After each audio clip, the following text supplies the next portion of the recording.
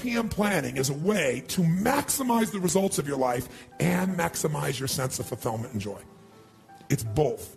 In order to do that, we got to change what we focus on from the question of what do I have to do to what's my outcome? What do I want? What's most important to me? What's the result I'm committed to getting? That one change will change completely how you respond in your life, because it'll change you from focusing where everyone's demanding your attention or what you're afraid of or what might give you pleasure in the moment to what's most important to you. And those, by the way, are the three things that get our focus. If we don't discipline ourselves, what gets our focus? Something we're afraid of, something will give us pain. What's the second thing that gets our focus? If we don't pay attention. Something will give us pleasure. It's like, you know what, I'm so stressed out. Oh, that chocolate's looking good. Oh, that, I'm going to go over to have my little coffee, my smocha mocha doka cream, this thing and that thing, and I'm going to skate for a few moments. Because the focus is how to feel good. How to not feel bad, how to feel good. What's the third thing that gets your focus? Other people's demands. Where do they come from today? Where do you get other people's demands? Only face-to-face? See, you used to have that one handled, right? Okay, well, I know they're coming down the elevator. I'll go over here. I know they're going to lunch at this time. I'll come back at that time. How many ever played this game at one time in your life where it's like, I don't want to deal with this right now, so you just put yourself in a different location to avoid the stimulus of someone else's demand? How many used to do that? Say aye. Does it work anymore? No, they're instant messaging you. They're emailing you, right? They're everywhere. Right? There's triggers in every way for this to occur. Pick up the phone and call you, and where's the phone now? In your pocket. And by the way, if you're not there, they left you a voicemail. You got another job answering your voicemail. Think about it. So today, it's pretty hard to avoid the demands. It's not necessarily there are more demands. It's just that we're accessible to more demands. And if you don't know what you want, and you don't know why it's a must for you to achieve it, and you don't have a plan, I can promise you something. You're going to fit in everybody else's plan. And you're going to wonder why you're stressed. And you're going to wonder why I'm not fulfilled. What is time? How do you know when it's a long time? Or how do you know when it's a short time? It's not because it's 10 minutes or 10 hours. How many have been in 10 hours and time flew because you loved what you're doing, didn't have any sense of time whatsoever? How many have had that experience? Say aye. How many have had 10 minutes feel like 10 years you want to kill somebody to get out of the situation? So what is time? Time is emotion. Got to remember that time is emotion. What you're really managing is emotion. Another word for that would be meaning or fulfillment. Focus is power, but you got to take it.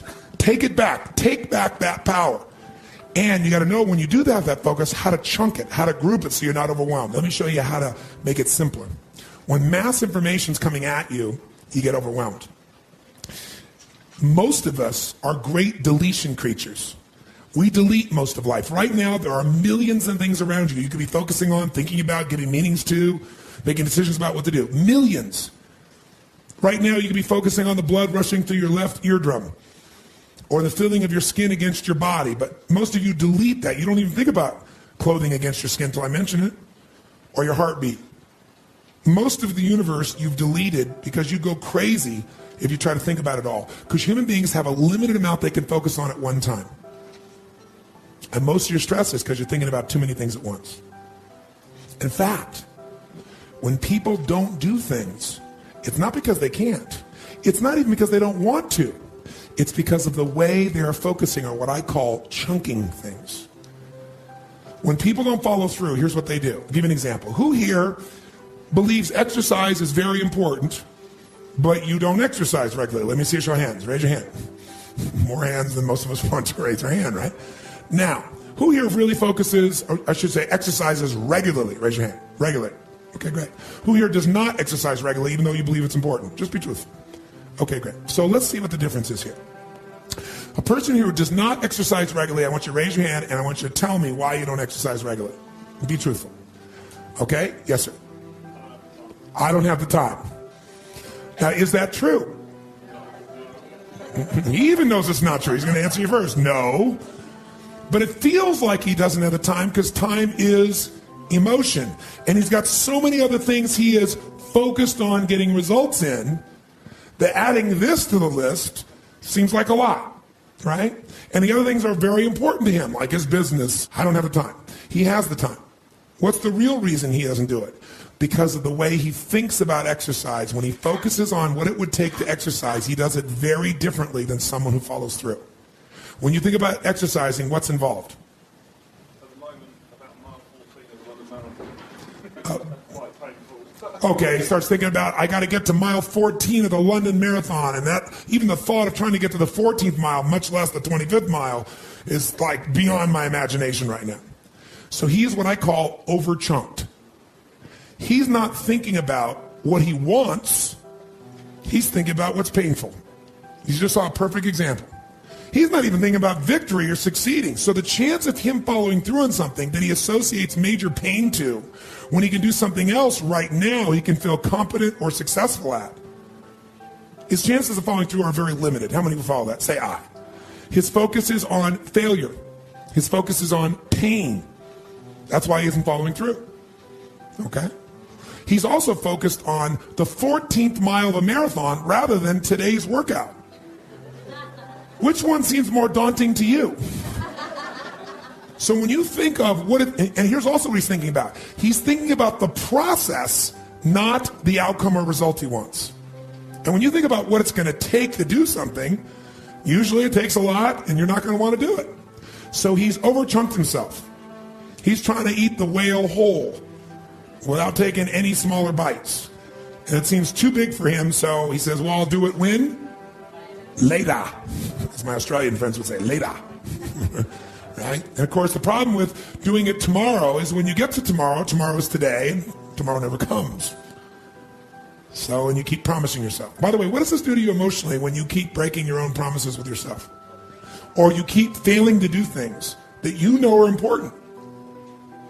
Does it increase your level of certainty and confidence? No. What it does is it erodes it. And when you erode confidence in one area, believe it or not, it affects the other areas too. Do you believe me on that? Don't believe me. What about your own life experience? Maybe not one area, but it starts to be multiple areas. It sure does.